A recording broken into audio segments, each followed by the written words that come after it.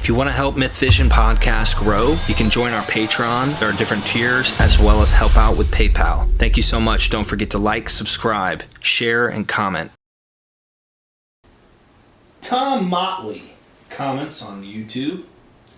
What does Dr. Bob think of the argument advanced by J.M. Robertson that the source for Mark's gospel must have been a mystery play, given, for example, the way Jesus speaks lines while the apostles are sleeping, that an audience would still hear, and the overall staging and scene changes as Ken Humphreys detailed in one of his videos? It's possible, but then you have to ask yourself how it would have been staged. There's a recent, a book that I reviewed in the Journal of Higher Criticism about, the author is named Oder, I think it's in German, O-D-E-R, I can't think of her first name. And the title is something like The Two Gospels of Mark. And she argues that Mark was written in,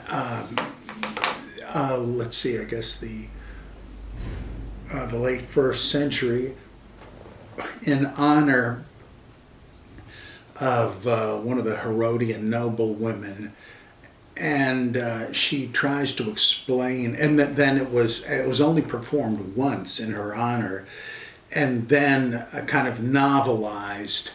And so one technique she uses is to say that it where it just cannot have been depicted the way it's written, that must have been added to it. I find it ingenious, and she has done all kinds of research about the setup of ancient theaters and so forth. Let me see if I can spot my review of it real quick, because it's pretty short, and I don't want to get it even more wrong than I may have at the time. She will have a version of this, a paper based on it, in the forthcoming Varieties of Jesus Mythicism, because she says that it seems to imply that there was no historical Jesus. Okay, I'll have it in a second.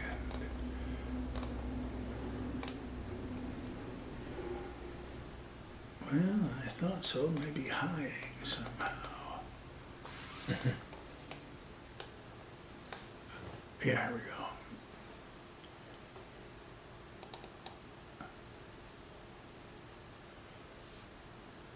go. Okay, Danila Oder. Yeah, I'm sorry.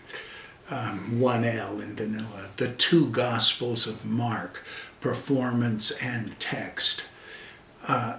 This book represents probably the most elaborate exercise in reconstructing the Sitz im Leben of a gospel and its contents ever seen. Danila Oder, a Christ mythicist, has vastly expanded the scope of that school of thought, the Gospel of Mark, or at least his passion narrative, began as a drama to be performed on stage. Her predecessors include J.M. Robertson, Livio Stecchini, and Jan Sammers. This approach is to be distinguished from the theory based on the work of Albert Lord and Milman Parry that the Gospels are transcriptions of original oral recitations by Christian bards, though I can see how one might confuse the two. Oder believes there are unmistakable signs of theatrical origin of Mark's Gospel, even though the extant work does not take the form of the text of a play. Disinclined to ignore these features, she infers that Mark first composed the play, then rewrote it as a continuous narrative to preserve his work beyond the one and only performance he intended for a special occasion. He wanted to leave it as a lasting tribute to her in whose honor the play was written, Flavia Domitilla, Domitian's niece.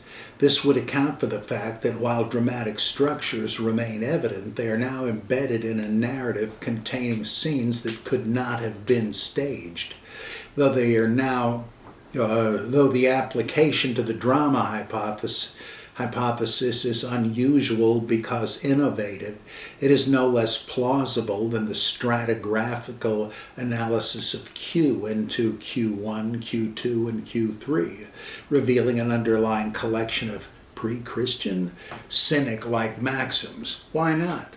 Besides, scholars have also explained both the Song of Solomon and the Revelation of John as drama scripts. Our author has done amazingly deep and extensive research into the architectural designs of Greco-Roman theaters. She argues for Mark writing and producing in Rome, as well as conventions of portrayal and performance in dramas of the time. In great detail, she explains how each scene she has isolated from the prose gospel must have been staged and in what part of the theater. You have to ask, though, whether she has reconstructed the way in which Mark staged his play, or whether she is figuring out how to stage a play based on stageable portions of canonical Mark. Of course, this is no different from any biblical scholar's ingenious inferences about authorial/redactional intent, right? I often find myself wondering if, say, Hans Conzelmann was ferreting out a subtle pattern Luke purposefully built into his gospel, or whether the modern scholar was doing creative work, like a Kabbalistic mystic deriving new revelations from his ingenious methodology of decoding his text. In addition, it bothers me a bit when Oder's paradigm requires her to posit original features that the text now lost. For instance, she says the logic of the drama requires the climactic resolution of an ascension scene at the end. She seems to be scratching the same itch as Matthew, Luke, John, and the scribes who tacked on to Mark the longer and shorter endings and the freer logion. The two Gospels of Mark does not discuss the Roman provenance theory, or as I like to call it, the Flava-Flavian hypothesis of Joseph Atwill, Stephen Valiant, and Warren Fahey, but it nonetheless supports it and extends it. Danila Oder gives admittedly speculative reasons for thinking that the Markan play was commissioned by Flavia Domitilla, and furthermore, that the patroness herself played the role of the woman who anointed Jesus in Bethany. It was she whose everlasting fame was assured by Jesus. What does the theory have to do with Jesus mythicism? Simply that people eventually assumed that the heavenly Savior Jesus who descended to earth in the play really had appeared in history. A play can depict such things without intending them as history, as witness Euripides' The Bacchae, which depicts the persecution and arrest of Dionysus come to earth among his mortal disciples. The author of Acts borrowed heavily from the Bacchae, and Christians today still believe these episodes are historical reports of Paul the Apostle. So that, I think, sort of sums up the plausibility of her theory, which is certainly the most elaborate and well-argued of all versions of this. I think Bishop Spong suggested that the Lucan nativity story was based on a kind of a Christmas play in the early church, and so forth. Well, this could be... it's a strong theory, though admittedly speculative. Did, by any chance, did the Greeks do plays about the Odyssey or the Iliad? I don't know. Because if they did, I mean, there's mimetic possibilities with the Dr. Dennis MacDonald, and if there is, just suggesting, there's a possibility you could have a play in your hands. But who would play it and where, So that's interesting. She says Domitilla. Interesting stuff, Dr. Bob. Did you want to add anything else to that? No, just to say that if you can make as good a case as she does, it's certainly not a wacky theory. It would make sense.